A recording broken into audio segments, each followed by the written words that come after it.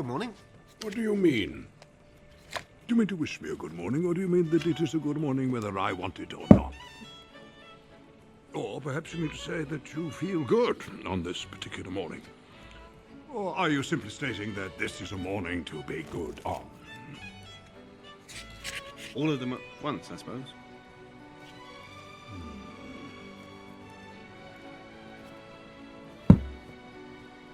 Can I help you? That remains to be seen. I'm looking for someone to share in an adventure. An adventure? No, I don't imagine anyone west of Bree would have much interest in adventures. Nasty, disturbing, uncomfortable thing. Make you late for dinner.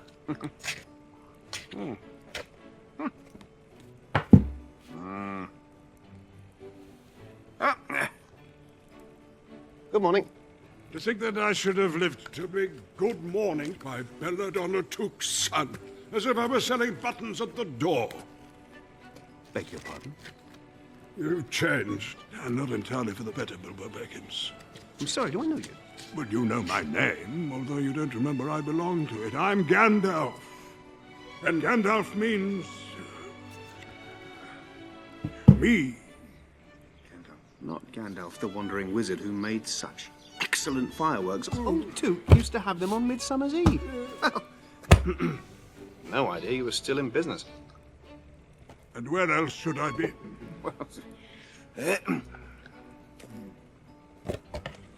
I'm pleased to find you remember something about me. Even if it's only my fireworks. Yes. Well, that's decided. It'll be very good for you. And most amusing for me. I shall inform the others. Inform the who? What? No, no. No, wait. We do not want any adventures here. Thank you. Not today. No. I suggest you try over the hill or across the water. Good morning.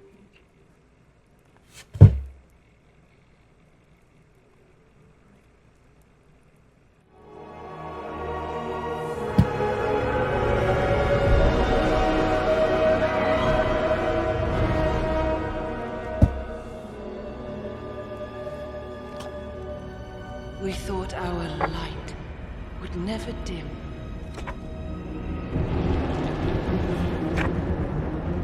So when the great foe Morgoth destroyed the very light of our home, we resisted. And a legion of elves went to war.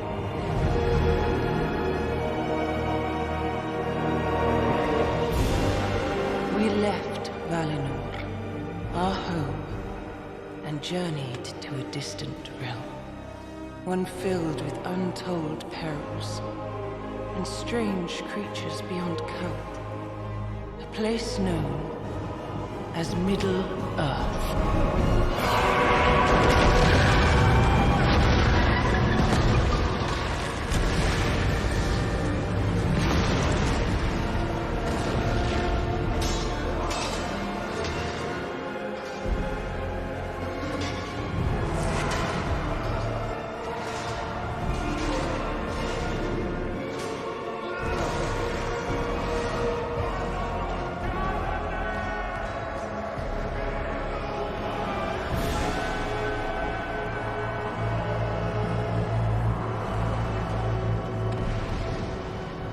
They said it would be over quickly.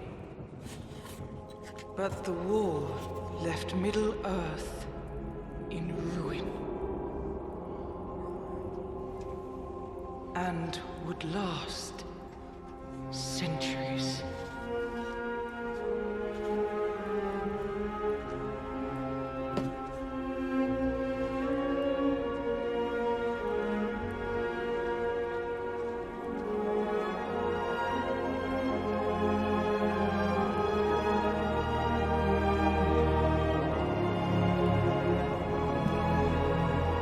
Now, we learn and many words for death.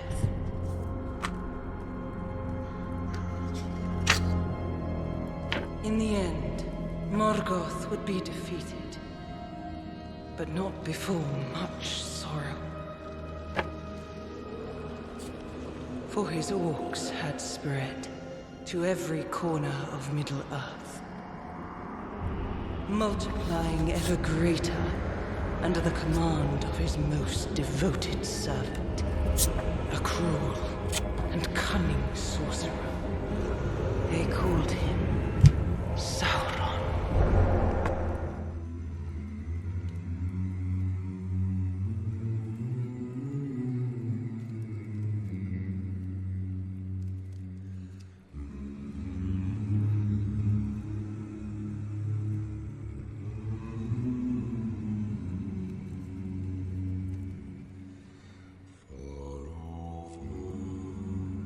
The misty mountains cold.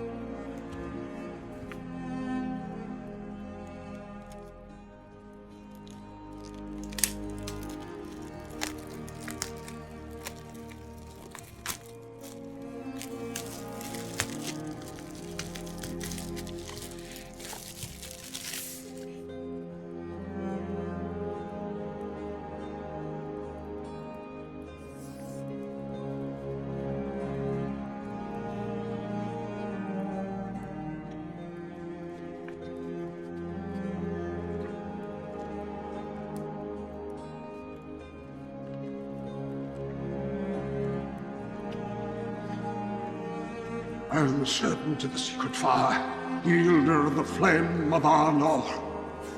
Dark fire will not avail you. Flame of Udun, go back to the shadow. You shall not pass!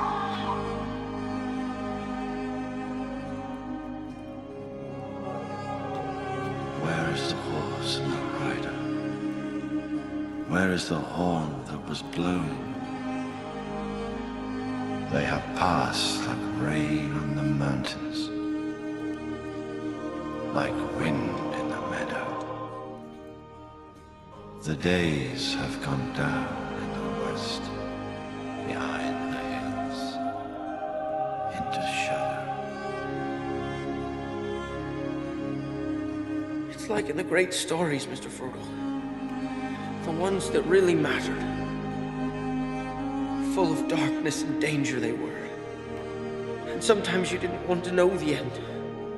Because how could the end be happy? How could the world go back to the way it was when so much bad had happened?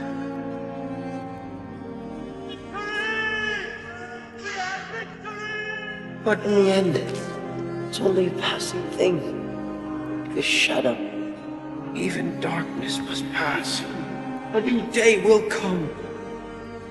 And when the sun shines, it'll shine out the clearer.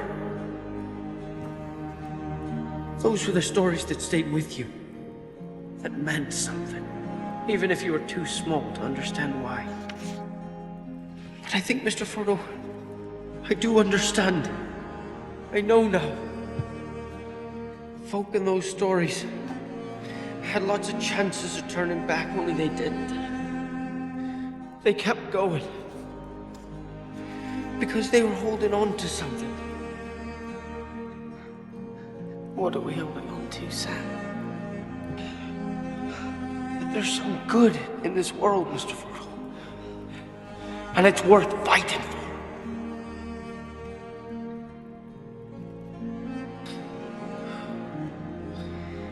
Do you remember the Shire, Mr. Frodo? It'll be spring soon. The orchards will be in blossom. And the birds will be nesting in the hazel thicket. And they'll be sowing the summer barley in the lower fields. And eating the first of the strawberries with cream. Do you remember the taste of strawberries? Sam, I can't recall the taste of food. The sound of water, touch of grass, naked in the dark. There's nothing, no veil between me and the way of fire. I can see him with my waking eyes. Then let us be rid of it. Once and for all. Come on, Mr. Frodo. I can't carry it for you. But I can carry you. Come on!